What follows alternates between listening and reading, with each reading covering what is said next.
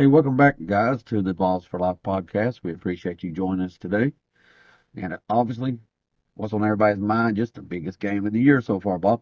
It's very true, Tim. I was listening to a lot of national broadcast people, and I'll steal something from them. Several of them mentioned that this might be Kirby Smart's biggest regular season game since he's been there. I mean, the impact of this game is huge. They lose this game, they are out of the playoffs, and not just for this year, but for 2 years in a row, which is huge. Well, it is, particularly since this was an expanded playoff this season. And at the beginning of the season, everyone would have told you that Georgia was a stone cold lock for the I would have thought so. 12-team playoff. And I'd have to go back, Bob, to look at individual games over the last several years as Georgia marched up that hill. They had a few slip ups against Alabama a few times, but it didn't stop them from getting to the top. Right. But you're either climbing up or you're falling down that hill. Yeah. And to miss it 2 years in a row, and in the age of NIL and transfer portal, Mm-hmm.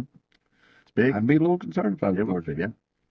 And obviously for Tennessee, it's a huge game too because Yeah. win and You're in. we're in. As long as we don't lose anymore like the Vandy, we're in. I think we could lose the Vandy, and I think we'd have a good shot. It's a possibility. I had that discussion with my son the other day. I think if we beat Georgia, lose to Vandy, I think still we got a decent shot of getting in. Because we got two good wins. Uh, Two outstanding wins. Yeah. yeah. Remember, guys, to hit that like and subscribe, hit that notification bell if you haven't already, and leave any comments about this video. We appreciate it. Tim, let's look at Georgia's offense against Tennessee's defense. What to expect here. Okay. Well, let's start off with just we're supposedly, all the games, in the Deep South SEC is always supposed to be the running game. Yeah. It's changed over the years, and Georgia honestly is a passing game team now. But running the ball, the really good running back, ETN, Yeah. who's banged up. He is banged up, and even when he wasn't banged up, they haven't ran the ball very well. They're averaging 3.9 yards carry, which is 86th in the country, and surprisingly, um, their rushing percentage is ranked 116. So they actually throw the ball quite a bit, Mhm. uh, and they throw the ball at a decent percentage. But anyway, as far as running the ball, they've struggled. And when you look at Tennessee, we're very good at stopping the run. So Yeah, we've actually been excellent until like yeah, 2 weeks. right, We've faltered a little bit, but we're still way up the list of teams that I would not want to try to have to run the ball right. I honestly, Tim, I could be wrong a little bit. Is I think the defense has changed the philosophy of the defense. I think we have not played our greatest, but I think we've also kind of changed our philosophy a little bit. That like, hey, let's just not let somebody score on us, throw a pass on us over the top, and we'll give up a run here and there. But you know, if we can lock them down, make them one dimensional, and make them throw the ball and get into a lot of second and eights and on. third Well, and sevens. I expect us to make them one-dimensional, Bob. I'll Yeah, be honest about it. So let's look at that right there. Carson Beck, Heisman name at the beginning of the year. yes, We're not hearing a lot of that name. no. Uh, I've tried looking at a lot of his stats, watched him quite a bit this year. I mean, at times he looks fantastic, but uh, man, he's two or three things I've noticed. One, he doesn't have the weapons that he had before, and I think that was a big part of his success. Having Brock Bowers and Lad McConkey and Ra Thomas and Washington, the other tight end, those weapons are gone, and he's missing them. It doesn't have a real run game to rely on. Right. I mean, he's throwing it ball and he's looking good at times, but also, Tim, Georgia leads the country in drops, uh, which doesn't help his confidence in that. And you've seen Tennessee when we're dropping the ball, how frustrating that is. Yeah, because it's a drop killer. It is, and I think it gets in the wide receivers and tight ends' heads too. If you Yeah. have one early in the game, man, they're, oh crap, it's happening again. You know? And it makes the quarterback press. And he's been pressing lately. Yes, And absolutely. Leading the conference in interceptions at 12. yeah, I mean, the vast majority of them lately. Yes, they Of have. course, against good teams on the road, but Right. it's the last few weeks have not been pretty for Carson Beck. Yeah. When I dove into his stats, and, you know, I don't know if this is misleading or not, but he's had 10 interceptions on the road, 2 at home, completing about 75% at home versus about 60 on the road. But on the road, they played Clemson, Texas, Alabama, Ole Miss. The road schedule, home schedule, been much softer to this point. So, Well, I would hope so. that's yeah, that's a murderous yeah, roll on the yeah, road. that really was rough. They've made up for all these last few years of pretty tough schedules Yeah, that the Lions handed out to them. Yeah, All in one season. right. Um, Yeah, so they've been struggling in that also. And I tell you what, Bob, I like our pass defense. I do too, Tim. I think our Luke Carter's playing better every week. Christian Harrison's getting comfortable in that spot. Uh, our corners have been playing fantastic. Brooks is playing far better than what I ever Exceeded everyone's expectations. really has. Jacoby Thomas and Turretine's played well as well. And I feel like, watching a lot of tape, Tim, we've been very uh, deceptive in what our coverage has been. Man, for a guy who's been throwing the guys on the other side of the team, I got to feel decent about getting a pick or two in this game. And we're going to need it on the road. Yeah, I think so. To me, that is, if I was to write down 4 keys to the game, getting a pick or two in this game, I think I guess Beck is one of them. It'd be a real confidence shaker for him. It would. But when we have the ball, Bob, first off, who is our quarterback? It's a good question. Nobody knows right now. Maybe I'm betting Josh Heupel knows, but he's not letting nobody know. Yeah, and I don't think, we've talked about it many times on here. Yeah. A man can die on a Tuesday, and by Thursday he's game time decision. With Gosh, yeah, he's listed as questionable right now on the official report, but that means nothing. You hear a lot of rumors out there. I think a lot of people think it's concussion. How severe is that concussion? One thing that bothers me about any kind of injury with a quarterback like Nico, okay, does it stop him from running the ball? which he don't like running anyway. He don't, but something you're gonna have. We felt like before this season started, for us to win a championship, We had to keep him healthy. we had to keep him healthy, and Nico needed to run the ball in big games. Didn't need to let him run in a lot of other games. But in his big legs, games, you need them. yeah. And for what I've seen, I haven't watched every game of Georgia this year, but I've seen a game or two where they seem to struggle with some of the rollout stuff, defending it. Actually, the quarterbacks have run the ball quite well against Georgia this season. Yeah, so that's going to be huge. We'll see. If not, Nico, Gaston needs to be able to hit some of them bomb chips on it. That is another big key to this game for me. We need to hit some chunk plays. We need to, we're going to throw it deep. We need to hit some of them. And that's a big key. And Georgia's pass defense, they don't get me wrong, still got NFL players in that secondary. Malachi Starks. Yeah, one of the best players in the country. Yeah. But I will say this, I don't feel as concerned with their defensive backs as I did 2 years ago. No. And, they're good. Another key to this game for me, Tim, is refs. Georgia, since they've been there, one thing they do, and, Georgia fans can complain, say whine and whatever, but it's the absolute truth. And other teams notice it. They grab the wide receivers and force the refs to call it. And they will continue, even when they get called for it once or twice. They'll generally keep doing it. Yeah, they don't slow down. And they know which one's going to happen first.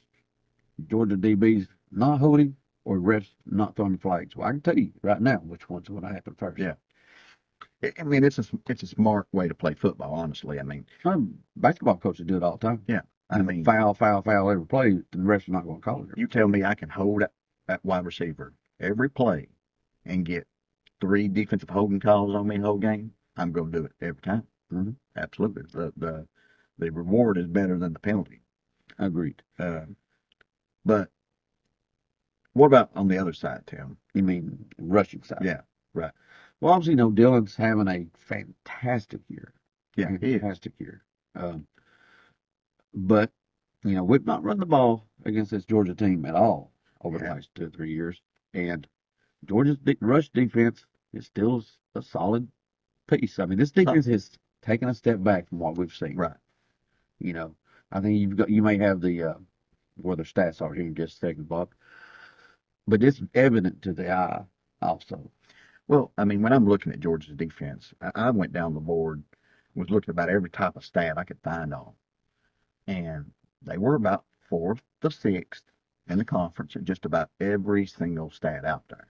I mean, they're good, but I don't feel like this defense is elite. Matter of fact, Tennessee has the better defense, and it's been a while since I could say that. That's been a long while since I said that. But yeah, Tennessee has the better defense than Georgia. Yeah, I would agree with that. And I think they're two fairly comparable defenses. I think there's about 4 or 5 defenses at the top of the conference that you can say these guys are, well, not just top of the conference. They're 4 or 5 of the best in the country. Right. I think, honestly, I would say that the defenses have a solid advantage over both offenses, the way that we've been playing so recently. The only stat that really jumped out to me when I was looking at these was, when it comes to Georgia's defense, was that they were 15th in the conference in opponent red zone conversion.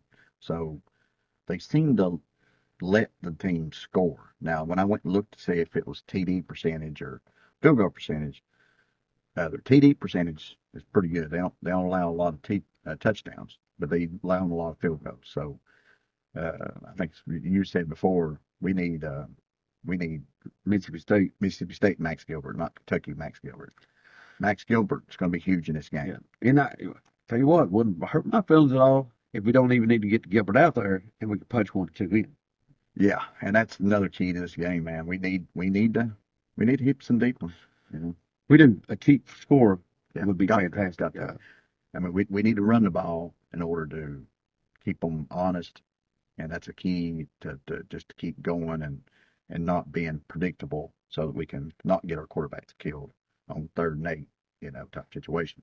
But we need to hit some deep shots. Mm-hmm.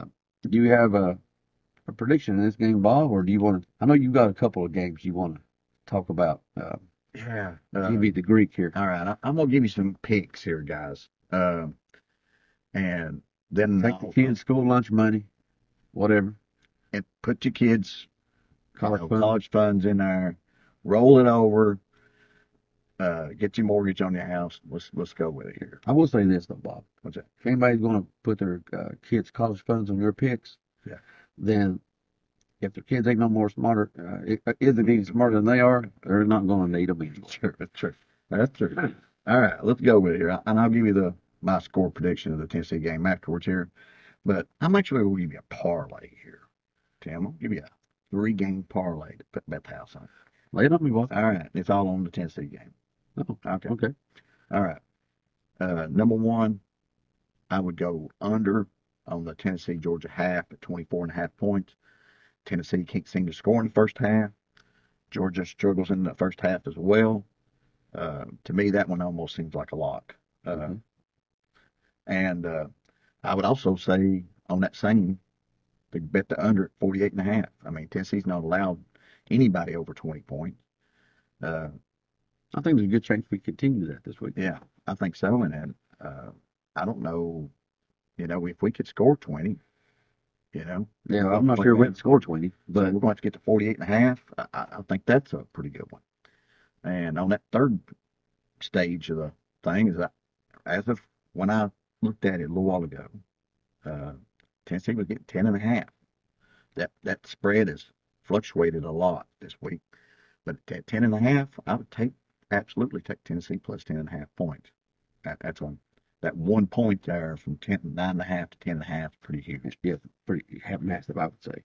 Two more games I'll throw out there is I'd take Oregon minus 14 at Wisconsin, and I'd take Texas minus 13.5 at Arkansas.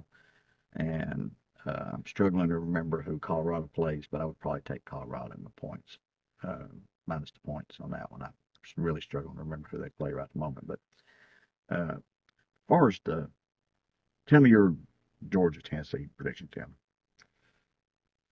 Oh, well, I said after Bama, I was going to get a little bit more positive and everything. So I'm going to try to stay positive here, and I'm going to say Tennessee wins at 17-13.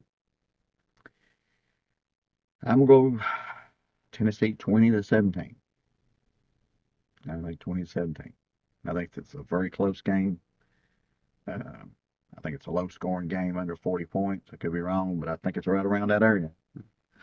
And before we get off here, guys, here's a little something if you don't care to throw in the comments. You know, we're talking about can we get into playoffs? Yeah. There are 12 teams in this year, and probably still 20 teams trying to get that 12 teams. Mm-hmm. But how many teams out there do you think are really capable of winning the national championship this year? Well, because I'll tell you right now, there's a bunch of them that's going to make the playoffs that I tell you they have zero chance of winning. I'm going to look at it right here, Tim. I'm going to look at the rankings, and I'm going to tell you who I think could win it, in my opinion. I'm going to go with Oregon could win it. I think Ohio State could. Texas. I don't think Penn State can. They can't seem to win any big games. Yeah, honestly, they didn't expect the playoffs. Franklin up there did never have a shot to get to being a playoff coach. Indiana might be able to win one good game, but they ain't winning two. I absolutely agree. Tennessee needs to fix their offense. The defense is as good as anybody in the country, and the offense has the potential. We get Nico going, we're in that discussion. BYU, not going to make it. Notre Dame, not going to make it. Alabama, I could see going. And I could see Ole Miss. And I could see Georgia. So that's 6. Yeah, I think that's it. 7. I don't see Miami, Boise State. Yeah, I was agree with Miami. No, they're not making it. Winning it all, that is. Yeah, they're winning. About half the teams. 6, 7. And probably, I'm going to say, 2 of those teams that I said that could win it all probably won't make it. I mean, at least one. Because I'm going to look at it, Bob. I mean, I agree. Two Big Ten teams got a shot, Oregon and Ohio State. The other 2 that's going to make it don't have a shot at all. Right. Big 12 champ don't have a shot. ACC champ don't have a shot. Right. So out of the SEC, that leaves, like you said, Texas Texas could do it. Tennessee could do it. Alabama Could. Ole Miss Could. Georgia. So that's 5 teams that I got 5 teams that I think could win it all. One of them's not making it in. at least. Yeah. I think 4 is the max this year. It looks like, and Without everything falling, yeah, conference that way. yeah, it would. I mean, there's a slight possibility that 3 makes it in, but I think 4's making it in. So I just hope Tennessee's not one of those. So we'll see, I guess. So guys, give us your teams that you think that legitimately could win it all. Yeah. And if you got somebody that those that you don't think, or if you agree with us, like Miami ain't going to do it, Notre Dame ain't going to do it, Yeah. Indiana don't have a shot. But if you disagree with that, put it in. Yeah. Remember, guys, like, subscribe, comment, hit that notification bell. Appreciate you. Go Big Follow. Orange.